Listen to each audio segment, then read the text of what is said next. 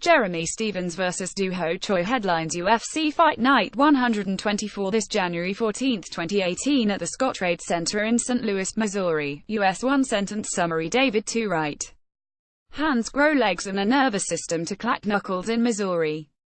Phil Yesterday's power-punching action fighter meets today's power-punching action fighter. Stats record: Jeremy Stephe 2,614, Doo Ho Choi 142 odds, Jeremy Stephe 135, Doo Ho Choi 155. History. Introduction to both fighters. David, you can see exactly when Stephen's career could have traveled the road notDana protected. October 5, 2012. Like a mini Robbie Lawler, Stephen's hunkered down on his strengths in subtle ways and he's been a mainstay ever since. In some ways this is a good fight for him. He seems to struggle most with elite veterans who can more or less handle his straightforward style, whereas prospects eager to meet him head-on sometimes struggle. This can either be a second wind for Stephe, or the long walk of the megacity. Phil: Jeremy Stephe has been in the UFC for a long time, so it's at least somewhat surprising that he's still as good as ever. Fighters like Mike Perry can look at Stephe and see someone who managed to make a long and successful career despite fighting high-end competition for most of it, and not exactly having a style which shies away from taking damage. Like Perry, Stephe has also not always been someone who's been on the right side of law enforcement. Jeremy Stephe is definitely fighting tonight, but he seems to have found a surprisingly durable place as a simple man with simple pleasures, like punching people in the face.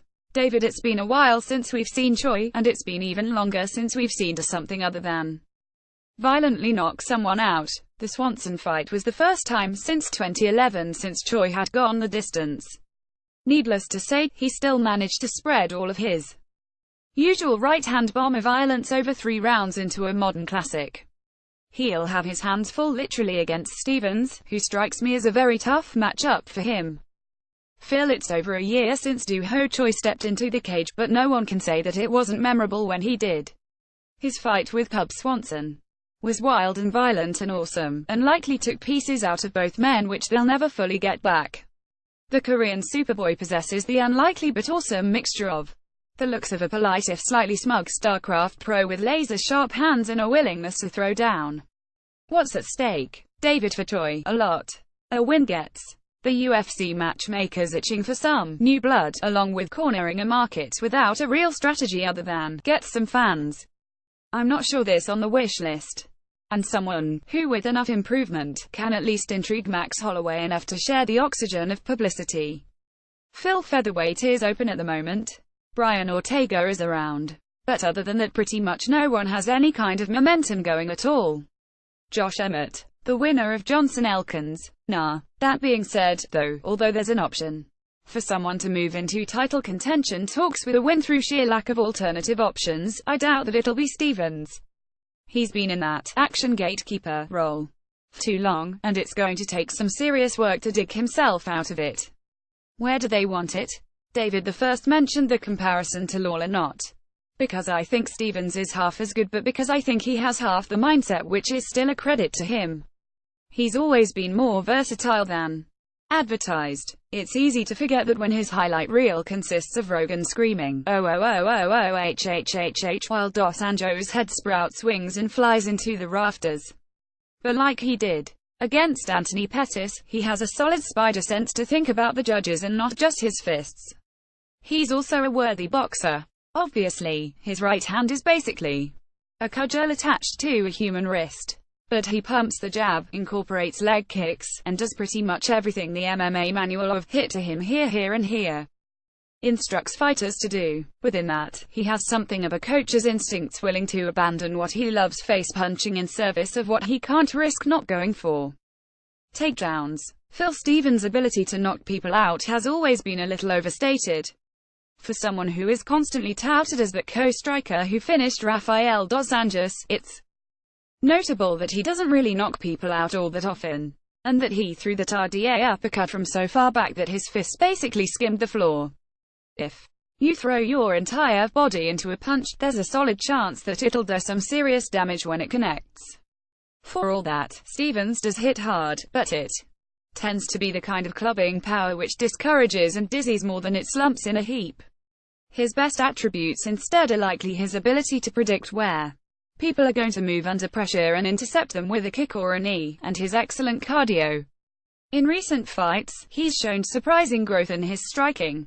While he'll never be a great jabber, he's been using it more, and has become far more of a Dutch stylist on the feet, using combinations of hooks to raise the guard, then kicking away the leg. David Choi's style is classic in a lot of ways, especially for Asian fighters who tend to generate strength from high-impact, straight-line accuracy. I don't know if it's a geographical thing in the same way Russians wingers love to play on their offside, but whatever the case, Choi is mechanically violent. His right hand isn't particularly well set up. It just seems to happen. I'm not even sure his punches travel a straight line. Hey Hollywood, maybe you can explain it. Just so someone can rip the other guy off for explaining it. Anyway, this isn't a criticism per se. It's just a typical top. My right hand has bricks inside.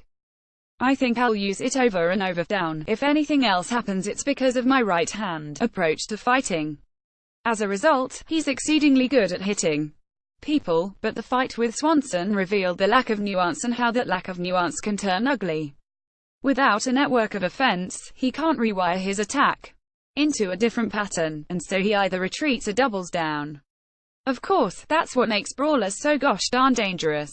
It's not faith that drives their punches, it's doubt. When you're not sure your punches can kill, you have to be doubly sure. Doo Ho Choi has that opponent slumps in a heap type power. He lines the opponent up with a jab, then nails them with his right straight, and then they go to sleep.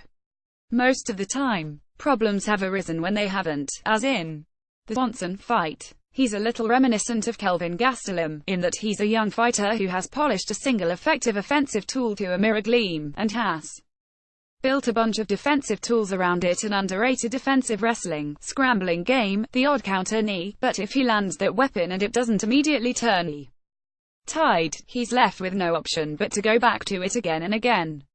This is simultaneously a test of his ability to fight with a more varied approach, and to test his basic discipline and adaptability within a fight, because Stevens is not the kind of man to go away easily. In particular, Stevens' leg kicks are one to watch for. Against Melendez he showed a taste for landing them on the counter, and Choi is very heavy on that lead leg. Insight from past fights: Phil, I guess the closest analog to Choi for Stevens is Renato Moicano, who used his jab and defensive footwork to stymie Stevens, but I find myself somewhat unconvinced that Choi once or perhaps can replicate that performance. Stevens' biggest struggles have come from all the way out or all the way in. Fighters that have blitzed him are circled from the outside. Choi is a pressure power puncher, and I'm not sure that he can bring himself to stymie Stevens in quite the same clever but boring way that Moicano did. David, part of my issue with Choi's chances is that his jab, which Moicano successfully used, is never its own weapon. It's almost thrown in tandem with his right hand. Sometimes he'll even lung with it, creating no real pattern. When he throws his right, he leans in, and once he's in the pocket he enjoys overstaying his welcome. That sounds like bad news for Choi. X factors: Phil Choi's time away has to be the main one. He's tremendously talented and very young, so dramatic improvements are a major possibility. David, the first see what you did there, deliberately turning a well-worn soundbite typically indicating something negative into something positive. Prognostication: Phil, I'm not sure that Choi can easily knock Stevens out. I'm not sure that he can keep up with Stevens' pace, and I think his stance may be quite vulnerable to Stevens' newfound love for combinations and low kicks. I would like to see him come out and really put on a disciplined performance, but I suspect Stevens may steadily slow him down with attritional damage after enduring a couple of early scares. Jeremy Stevens by unanimous decision. David, the first know all the reasons not to pick Choi. Stevens has become more technical, he has more options in the pocket, his power is more likely to sway the tide in proportion to each man's respective chin, and Stevens seems more capable of mixing it up with offense on and off the feet whenever ST gets real.